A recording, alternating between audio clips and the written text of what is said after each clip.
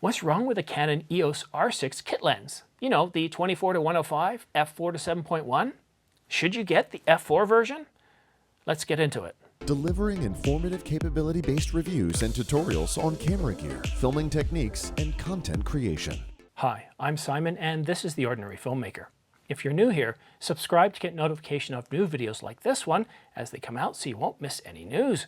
And all the links to everything I talk about in this video, including gear discussed, are placed in the description down below.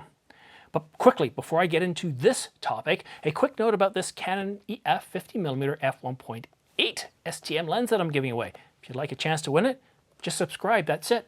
I do have more details in the description down below. The contest does close July 31st.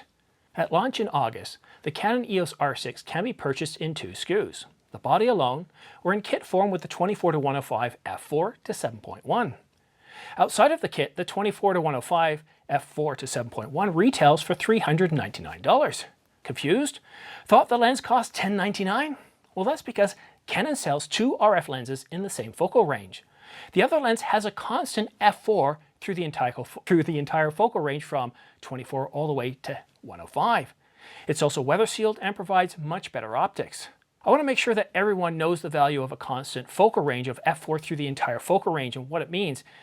It essentially means that the lens will produce noticeably better results inside when the sun is setting, rising, or under heavy cloud cover. In short, it means noticeably less noise in your photos and videos. Is the Canon EOS R6 Kit worth getting for your needs? Can a zoom lens with a focal ratio range of f4 to 7.1 provide value while giving you the results you expect from a full-frame mirrorless camera costing under $2,500? Brian Carnathan wrote in an in-depth review of the $399 RF 24-105 f4 to 7.1 last week. You can find his review at the digital picture, so there's no sense in going into detail here. I'm going to take a high-level look at the kit lens.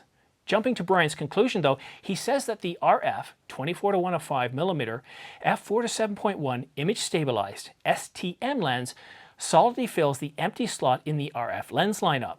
Those requiring an affordable, compact, full-frame mirrorless EOS R series camera now have an equally affordable, small and light, general-purpose standard zoom kit lens.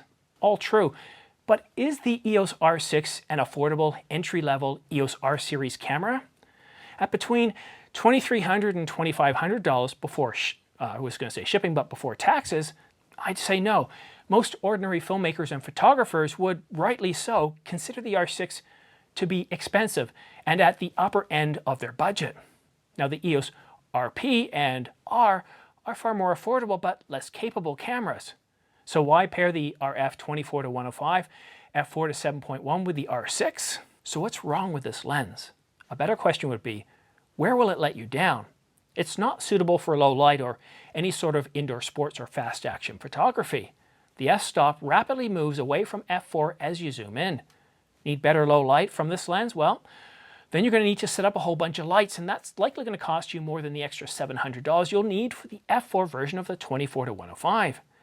If the EOS R6 is at or just above your budget, and you're just looking for a general purpose, go-anywhere lens good enough for family photos, videos, and social media posts, the kit will be fine for you. But you might also want to look at the EOS R at half the price. To get the most out of the R6, to grow with the camera, or want to get more detail, have better color accuracy, and have sharpness from the center of the image out to the edges through the entire focal range, then consider the f4 version of this lens that retails for $10.99. For more experienced photographers and filmmakers, the f4 version is well worth the extra weight, size, and cost. Any camera investment needs to be carefully thought out. Once you buy into a platform, it's very expensive to switch out. Your results will greatly be dependent on the lenses you choose. Your first lens being the most important, as it takes time for most of us to get familiar with a new camera and to get the most out of it. Most experienced filmmakers and photographers will have already made up their mind realizing that the f4 is the only way to go, or they'll have chosen a different lens altogether. But if lightweight, having a low price matter more than image quality, low light performance, and protection against the weather, then get the kit package. For most ordinary filmmakers starting out on a tight budget, or need value, lightweight, and smaller size for travel, the kit is a good choice and is more than ample for social media posts and printing 4x6 prints. The images will look great, but just understand that the R6 is a far more capable camera than what the kit lens is capable of delivering on. It can deliver much better sharpness, better detail in low light, better color accuracy. The R6, while more expensive than the EOS R and RP, will be far more capable. I just wish the R6 came with a 24-105 f4 in a kit form. I want a general purpose lens that is weather sealed, provides excellent image quality from the center of the image to the edges through the entire focal range. I want a lens that can cope well in low light scenarios. The RF 24-105 f4 to 7.1 doesn't deliver what I need. The RF platform is capable of delivering so much more than what this lens can produce. If you have an inventory of EF glass, consider buying the body and adapting your EF glass until you can afford good quality RF glass. It can be had for around $99. But at the same time, there are lots of ordinary photographers and filmmakers that will love this lens.